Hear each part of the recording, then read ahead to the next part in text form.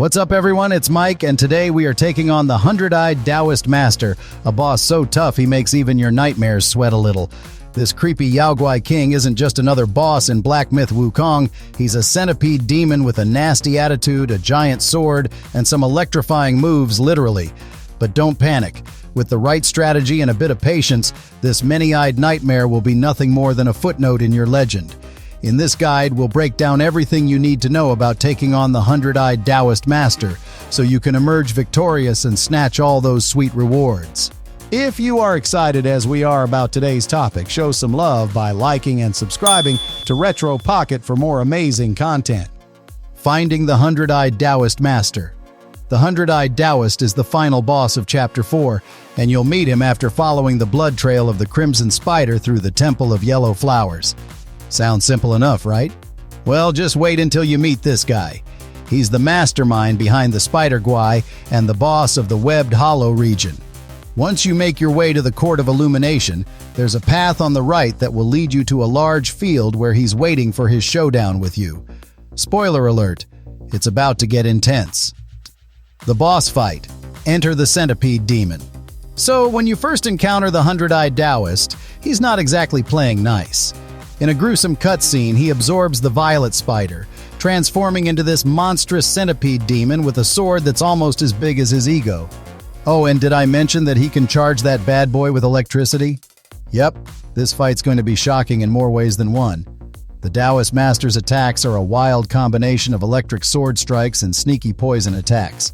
You're definitely going to want to have some shock-quelling powder in your inventory to deal with the electricity, and maybe keep some anti-miasma medicine on hand for the occasional poison attacks. Trust me, these will save your life more than once during this fight. Before you dive into the battle, here's a pro tip. If you haven't already completed the Purple Cloud Mountain secret area and obtained the Weaver's Needle vessel, go do that now. You're going to need it, especially during the final phase of this fight when things get really wild. The battle begins. Take advantage of the Spider Sisters. Now, when the battle first starts, you're not alone. The Violet Spider's daughters, yes, the Spider Sisters, will jump in to help you out. They're here to make things a little easier for you, so use this time wisely. Help them fight off the Hundred-Eyed Daoist and get in as many hits as possible while they're distracting him. But don't get too attached to these eight-legged helpers. They're not sticking around forever, and if, or rather when, they're defeated, the boss's health bar will drop by a permanent 15%. So even if things go south on your first attempt, you've already got a head start for round 2. Surviving his sword attacks. Once it's just you and the Daoist Master, the real fight begins. He's got a ton of different sword attacks, so let's break them down. When you approach him head-on, he'll often use a sweeping sword combo. A downward slash, followed by a quick backhand, and then a rapid spin for a third hit. You'll want to dodge to the side and away from his attacks to avoid getting sliced to pieces. And then, this is your moment counterattack. He also has a move where he uses paper talismans to charge the area around him with electricity before blasting it. But the good news? The animation takes forever. You've got plenty of time to dodge to the side and smack him with a few hits while he's busy with his lightning display. Watch out for his ground-pounding talon attacks too. He loves to slam down with his talons and follow up with a sword slash that gets imbued with electricity. Time your dodges right, and you'll avoid getting zapped. Poison attacks? No problem. Remember when I mentioned poison? Yeah, the Hundred-Eyed Daoist has that in his playbook too. If you see him switch to a reverse grip on his sword and lean back, get ready. He's about to unleash a poison spray in a wide arc. Dodge behind him or pop some anti-miasma medicine. Either way, don't get caught in that toxic mess. He's also got a move where he tosses his sword, yep, just throws it at you, with incredible speed. You'll want to close the distance quickly and get in a few hits, but watch out when he raises his arms and starts spinning like a madman. His sword will reappear in his hand for some rapid downward slashes, and if you can deflect those, you'll have him staggered and open for attack.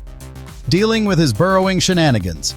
One of the more unique aspects of this fight is when the Daoist Master decides he's had enough of your deflections and burrows underground. You'll know he's coming for you by the disturbed earth heading in your direction. He's going to leap out with an unblockable grab attack which does massive damage. The trick here? Run away and keep your camera locked on him. When you see a larger lightning strike, dodge forward to avoid his grab. There's also another burrowing attack where he throws his sword at you, and it spins in a small circle while his tail bursts up around it, spraying poison everywhere. The second you dodge that spinning sword, sprint like your life depends on it, because it does, to avoid the poison. The final phase, time to use the Weaver's Needle Vessel. Once you've chipped away at the Daoist Master's health down to around 25%, he'll clutch his head for a moment. This is your cue to back off because he's about to enter his final phase, and things are about to get insane. He'll stab his sword into the ground, channeling a spell that bathes the entire arena in a golden dome. This is your chance to use any buffs, consumables, or cooldowns you've been saving. The real fight starts when he grabs his sword and charges at you, slamming it down with electrifying power. In this final phase, he ditches the sword and focuses on his electric fists and tail. Not only does he deal way more damage, but he also reduces your maximum stamina while inside the Golden Dome. To break free, you'll need to use the Weaver's Needle Vessel. It takes a moment to work, so be ready to dodge while it activates. Once it hits, he'll be stunned, and you'll have a huge opening to land some serious damage. Wrapping it up, defeat the Hundred-Eyed Daoist. Once you've stunned the Daoist Master with the Weaver's Needle, go all out.